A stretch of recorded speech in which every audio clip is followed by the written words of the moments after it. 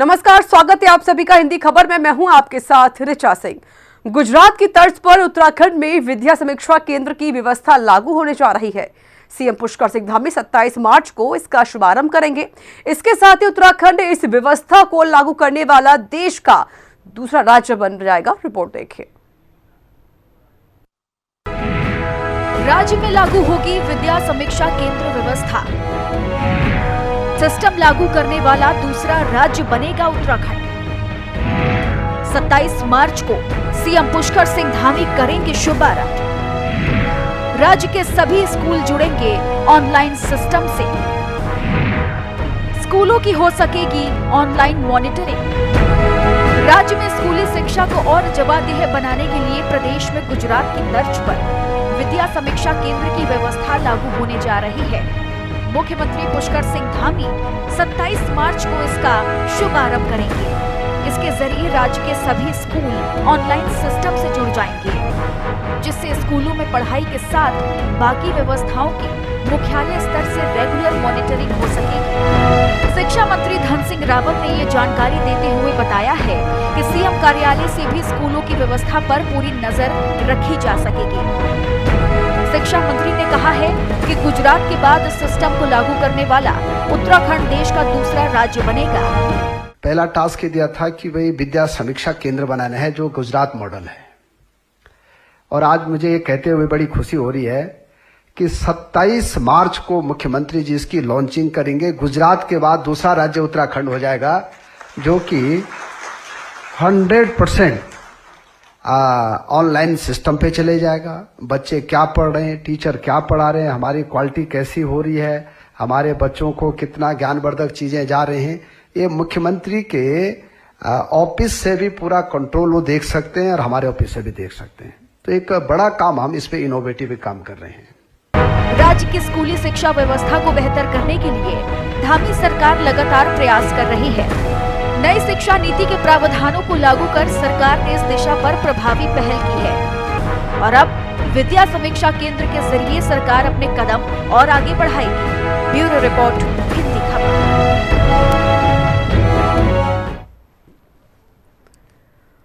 और इस बीच खबर है देहरादून से, जहां राज्यपाल गुरमीत सिंह ने बसंतोत्सव को लेकर प्रेस कॉन्फ्रेंस की है। उद्यान विभाग की किसान डायरी का राज्यपाल ने विमोचन किया। इस साल 3 दिन का होगा बसंतोत्सव, ये बड़ी खबर आपको बता रही है। राज्यपाल गुरमीत सिंह 3 मार्च से 5 मार्च तक यह कार्यक्रम चलेगा। राजभवन में टिमरू को बनाया जाएगा उत्तराखंड का ब्रांड एम्बेसडर। एक बड़ी खबर आपको बता रहे, roof of gardening bonsai terrarium Honey को जोड़ा गया है। कृषकों को टेक्निकल पॉइंट्स और साथ ही व्यापारी बनाए जाने के गुर सिखाए जाएंगे।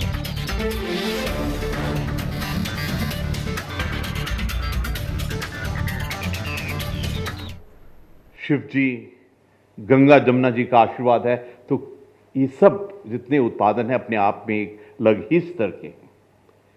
एक स्पेशल पोस्टल कवर जो जैसे मैंने बताया टिमरू के बारे में बना रहे हैं। इसके अलावा आज जो बागवान दयानंदिनी का प्रकाशित जिसको विमोचन किया है, इसके अलावा काफ़ी इंटरेक्टिव सेशन किए जाएंगे जिसके अंदर में एक्सपर्ट और प्रोग्रेसिव फार्मर्स को सम्मानित किया जाएगा, उनके विचार सुने जाएंगे और उसको किस प्रकार प्रशासन सरकार के द्वारा लागू किए जाए इसके बारे में बात की जाएगी।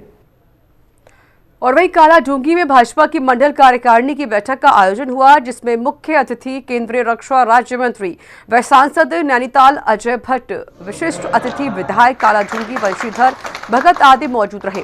भाजपा के इस मंडल स्तर कार्यक्रम में नई गठित कार्यकारिणी को प्रोत्साहित किया गया। अतिथियों द्वारा उनका उत्साहवर्धन भी किया गया। वहीं राज्य मंत्री अजय भट्ट ने कहा कि भाजपा कार्यकर्ता आधारित पार्टी है, इसलिए भाजपा विश्व की नंबर 1 राजनीतिक पार्टी बनी हुई है।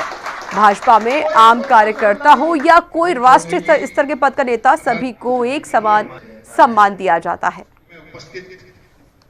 पार्टी एक लोकतांत्रिक पार्टी है। उसका पहले राष्ट्रीय कार्यक्रम होता है, राष्ट्रीय पदाधिकारी बनते हैं, उसके बाद राष्ट्रीय सम्मेलन होता है, उसके बाद प्रदेश का होता है, पदाधिकारी बनते हैं, फिर उसके बाद कार्य समिति होती है, उसके बाद जिले में होता है, पदाधिकारी बनते हैं, कार्य समिति होती है, उसके बाद मंडलों में होती है। आज हमारे 47 मंडलों में, कुमाऊं के 47 मंडलों में आज कार्य समिति है। इस कार्य समिति में नए कार्यकर्ताओं का परिचय होता है, पदाधिकारियों का परिचय होता है और विभिन्न विषयों पर, जैसे G20 है, हमारे युवा मोर्चे का एक बड़ा कार्यक्रम आ रहा है जिसमें हर क्षेत्र से लोग आकर के 10,000 का कार्यक्रम रामला ग्राउंड में हल्द्वानी में 28 या 1 तारीख को माननीय मुख्यमंत्री जी की सुविधा अनुसार होगा। हम कार्यकर्ता आधारित पार्टी के लोग हैं। हमारे लिए कार्यकर्ता सबसे श्रेष्ठ है। और वहीं प्रदेश के पूर्व मुख्यमंत्री त्रिवेंद्र सिंह रावत अल्मोड़ा पहुंचे, जहां भाजपा कार्यकर्ताओं ने उनका जोरदार स्वागत किया। त्रिवेंद्र सिंह रावत ने कहा कि आज वो कुमाऊं के दौरे पर आए, जहां उन्होंने कार्यकाल की आयोजनाओं का निरीक्षण किया है। उन्होंने कहा कि जिस प्रकार पहाड़ों में लगातार आपदा आती है, उसको लेकर यहाँ की भूगर्भीय जांच आवश्यक है।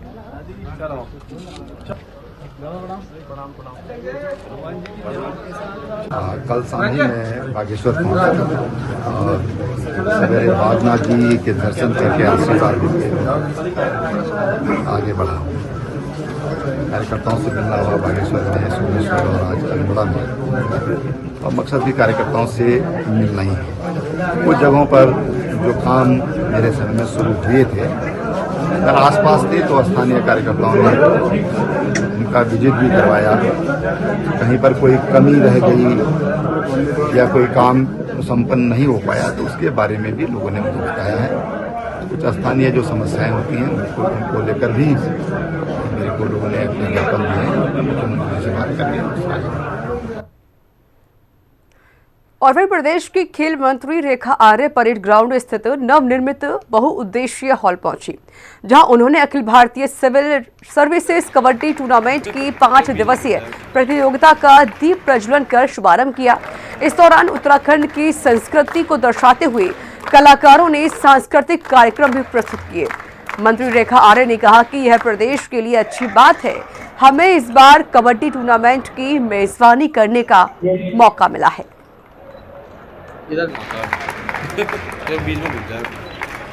कि आज ऑल इंडिया सिविल सर्विसेज के पूरे देश भर में अपने लगभग 18 प्रदेशों के कर्मचारीगण आज कबड्डी के खेल के रूप में, प्रतिभागी के रूप में देवभूमि उत्तराखंड में पहुंचे हैं। निश्चित रूप से उत्तराखंड राज्य बनने के बाद से पहली बार इसकी मेजबानी कर रहा है और एक नए उत्साह के साथ में आज ये प्रतियोगिताएं जो हैं उसका शुभारंभ किया जा रहा है। चारधाम यात्रा की तैयारियों के बीच जोशीमठ में यात्रा मार्ग पर बढ़ती दरारों की तस्वीरों ने चिंता बढ़ा दी है। जोशीमठ के जेपी कॉलोनी से मारवाड़ी के बीच सड़क पर दरारें गहरी और चौड़ी हो रही हैं। स्थानीय लोगों ने दरारों की स्थिति गंभीर बताते हुए सरकार से जल्द ही ट्रीटमेंट कराने की मांग की है। रिपोर्ट देखिए।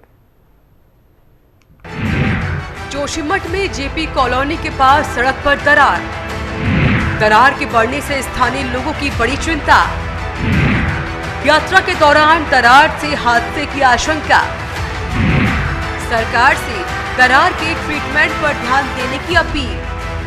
22 अप्रैल से शुरू होने जा रही चारधाम यात्रा को लेकर शासन प्रशासन तैयारियों में जुटे हुए हैं, लेकिन आपदा प्रभावित जोशीमठ की तस्वीरों से यात्रा तैयारियों पर सवाल खड़े हो रहे हैं। जोशीमठ के छावनी बाजार क्षेत्र में जेपी कॉलोनी से मारवाड़ी के बीच में सड़क पर बने गड्ढे गहरे होते जा रहे हैं, साथ ही सड़क पर बनी दरारें चौड़ी हो रही हैं। स्थानीय लोगों के मुताबिक सड़क पर 25 से 30 फुट का गड्ढा बन चुका है और किसी बड़े हादसे को न्योता दे रहा है।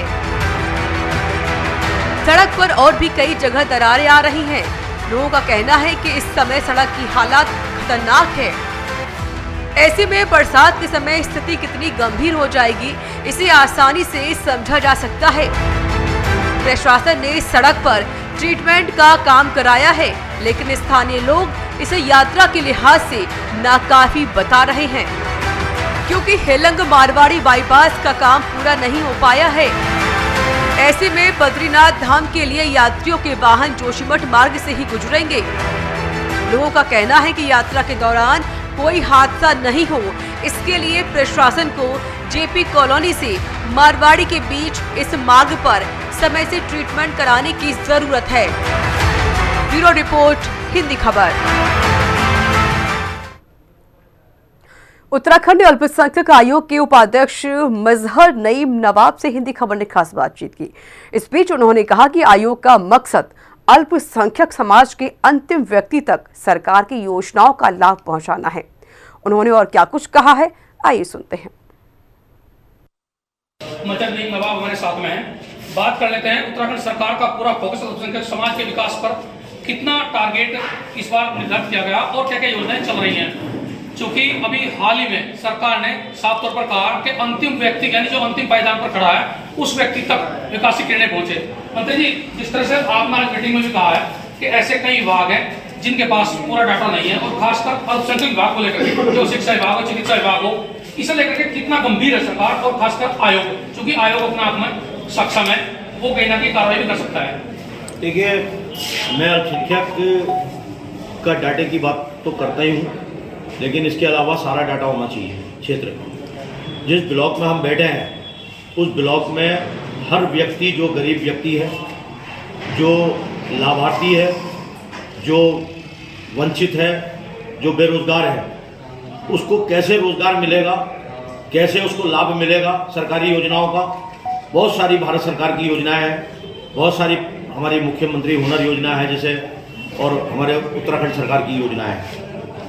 हर व्यक्ति तक लाभ पहुंचे और लाभ उस व्यक्ति को मिले जो उसके लायक हो। जो स्कैम सामने आ रहे हैं घोटाले, खासकर वो चाहे शिक्षा विभाग का है, पिछले दिनों भी बात उठी थी कि भाई जो स्कॉलरशिप को लेकर के कई जगह हकले हुए हैं, उसके बाद जो आपके मदरसे हैं उनके सर्वे का काम चला, उसे लेकर के आयोग कितना गंभीर है, उससे उस दिशा में क्या काम चल रहा है। देखिए, जिस तरीके से घोटाले खुले हैं, आज तक सरकारें थी, पहले भी सरकारें चलती थी, जिस तरीके से इस सरकार ने फोकस किया है, इस सरकार का फोकस उत्तराखंड को स्वच्छ करना, उत्तराखंड को ईमानदारी से हर व्यक्ति को रोजगार मिले और जो जिस लायक है उस व्यक्ति का उसको लाभ मिले, ये सरकार की सोच है। और सरकार ने पूरी तरीके से पारदर्शी की, जिसकी वजह से ये घोटाले खुले और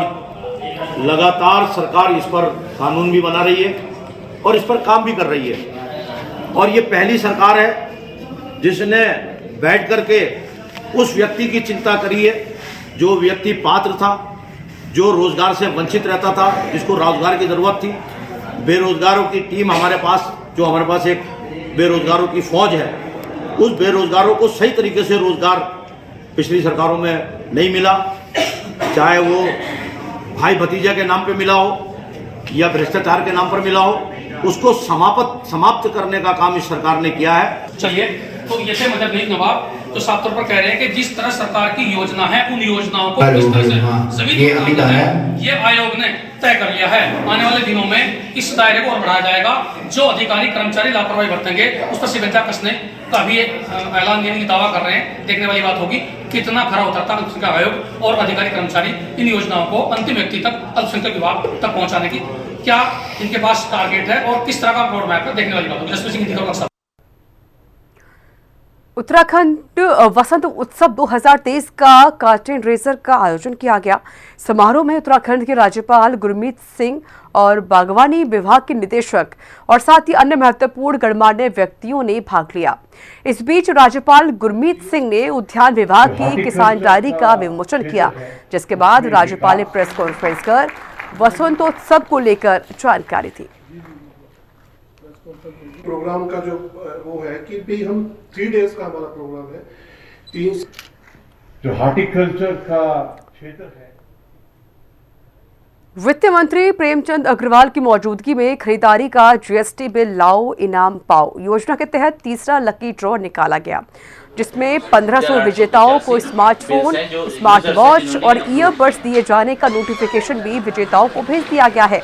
वित्त मंत्री प्रेमचंद अग्रवाल ने तीसरे लकी ड्रॉ के बारे में बताया कि उपभोक्ताओं द्वारा पहले लकी ड्रॉ में 3 करोड़ 79 लाख और दूसरे लकी ड्रॉ में 5 करोड़ 78 लाख और तीसरे लकी ड्रॉ में 7 करोड़ 56 लाख मूल्यों के बिल हुए अपलोड किए जा चुके हैं।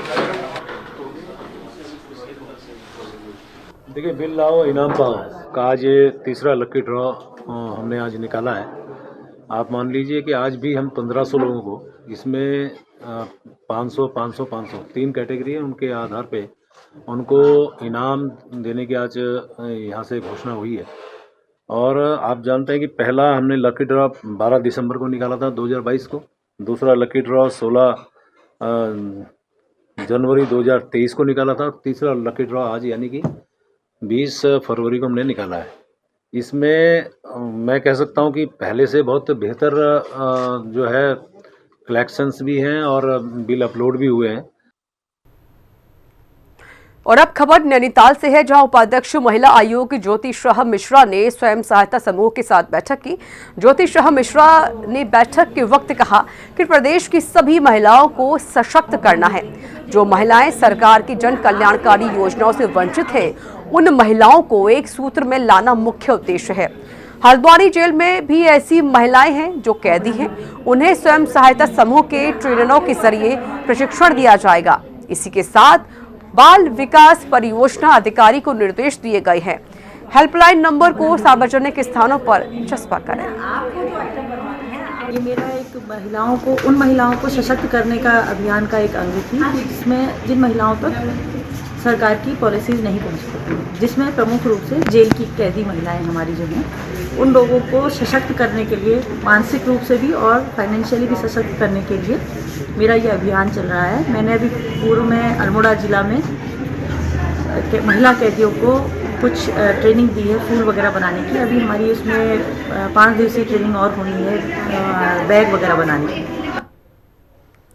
अल्मोड़ा में फायर सीजन के बीच वन सरपंचों ने बड़ा ऐलान कर दिया है। सरपंचों ने फायर सीजन में वन विभाग का सहयोग करने से मना कर दिया है, जिससे वन विभाग को जंगलों में आग की घटनाओं से निपटने में बड़ी मुश्किलों का सामना करना पड़ सकता है। दरअसल अल्मोड़ा जिले में 2100 अधिक वन पंचायतें हैं। वर्तमान में शासन ने अल्मोड़ा की सभी वन पंचायतों ने लीसा दोहन और सूखे गिरे पेड़ों की नीलामी पर रोक लगा दी है, जिससे वन सरपंच नाराज है। वन सरपंच संगठन का कहना है कि इस निर्णय से वन पंचायतों को आर्थिक नुकसान हो रहा है। साथ ही जो पेड़ सूख गए या फिर गिर गए हैं, वह जंगलों की आग से नष्ट हो सकते हैं। उन्होंने रोक हटाने की मांग की है। हमारा तो ये कहना है कि अगर ये हमको सुविधाएं नहीं देते हैं तो हम इसका पूर्ण बहिष्कार करेंगे। और जो सबसे बड़ी चीज़ है, आप उप प्रधान को, प्रधानों को मानदेय दे रहे हैं, हमारे सरपंच और पंचों को दे दें तो क्या बुरा है। उनको अगर कुछ मिलेगा तो वो एक्टिव रहेंगे, कार्य करेंगे। और 9 सरपंच हैं हमारे यहाँ। 9 पंचों में से अगर उनको जो बाहर पैसा दिया जा रहा है अन्य उनको एनजीओ वगैरह को, उनके बजाय अगर वन पंचायत में डालें तो वो 3-3 घंटा ड्यूटी में करेंगे तो आग कैसे लगेगी। और अब खबर अल्मोड़ा से है, जहां सांसद अजय टमटा ने गांधी ग्राम शिल्प उद्योग प्रदर्शनी का शुभारंभ किया। प्रदर्शनी में देश भर से आए 100 स्टॉलों के शिल्प कारीगरों के उत्पादन के वस्तुओं को बाजार देने के उद्देश्य से आयोजित किया गया। इसका उद्देश्य स्वदेशी शिल्प कला को बढ़ावा देना है, ताकि हस्त से निर्मित उत्पाद आम जनता तक पहुंचे और शिल्पियों के हुनर को पहचान मिल सके। गांधी ग्राम शिल्प उद्योग के माध्यम से विभिन्न प्रकार के जो हस्तशिल्प कारीगर हैं, उनके द्वारा यहाँ 100 स्टॉलों को लगाया गया है। ऐसे जो क्लस्टर हैं जो देश भर से आए हैं, उन सभी के उत्पाद बिकें और उनको फ्री में यहाँ पर स्टॉल दी जाती है भारत सरकार के माध्यम से। 100 दुकानों का आवंटन किया गया है। 70 दुकानें जो है वो जनरल कैटेगरी के ऐसे क्लस्टर जो काम करने वाले कारीगर हैं उनको दी गई है। 30 ऐसे शिल्पकार बंधु जो अनुसूचित जाति से संबंधित है उनको दिया गया। ये एक प्रकार की भारत सरकार की महत्वाकांक्षी योजना है, टेक्सटाइल मंत्रालय के, वस्त्र मंत्रालय के माध्यम से मिलने वाली। तो इसी के साथ अपने उत्तराखंड में इतना ही। देश दुनिया की तमाम खबरों के लिए बनी रहिए हिंदी खबर के साथ। नमस्कार।